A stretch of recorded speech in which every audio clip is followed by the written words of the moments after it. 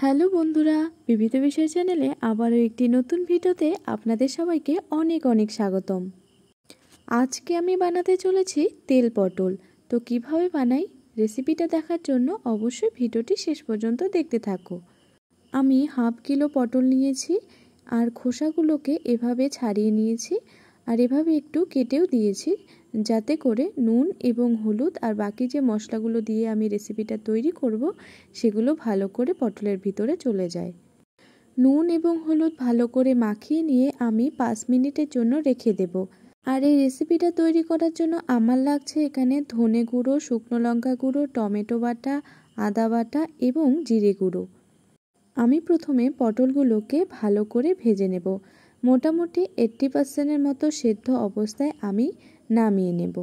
যেহেতু আমি পটলের ভিতরের যে বীজগুলো আছে সেগুলো বের করিনি, তাই আমার এই পটলটা ভাজতে একটু সময় লাগবে।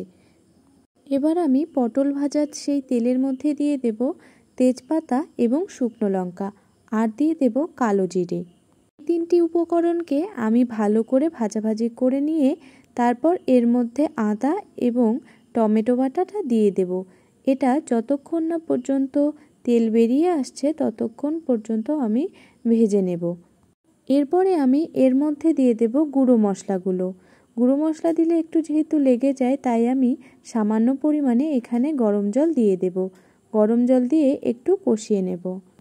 যতক্ষণ না পর্যন্ত তেল বেরিয়ে আসছে ততক্ষণ পর্যন্ত আমি কষিয়ে নেব। তারপরে একটু একটু করে জল দিয়ে মশলাটাকে ভালো করে কষিয়ে নিয়ে তারপর এর মধ্যে দিয়ে দেব নুন এবং হলুদ। নুন এবং হলুদ দিয়ে তারপর কিছুক্ষণ কষিয়ে নিয়ে আমার সেই ভেজে রাখা পটলগুলো এর মধ্যে দিয়ে দেব। পটলগুলো দিয়ে আমি কিছুক্ষণের জন্য কষিয়ে নেব। এই রেসিপিটা কিন্তু তোমরা বাড়িতে অবশ্যই ট্রাই করো। যেমন দেখতে সুন্দর হয়েছে, খেতেও কিন্তু অসাধারণ সুন্দর হয়েছে। জল দিয়ে কিছুক্ষণ কষিয়ে নিয়ে তারপরে আমি এর মধ্যে দিয়ে দেব চিনি এবং দিয়ে দেব গরম মশলা। আর নামিয়ে নিলেই কিন্তু আমার এই তেল পটল রেসিপি একেবারেই তৈরি।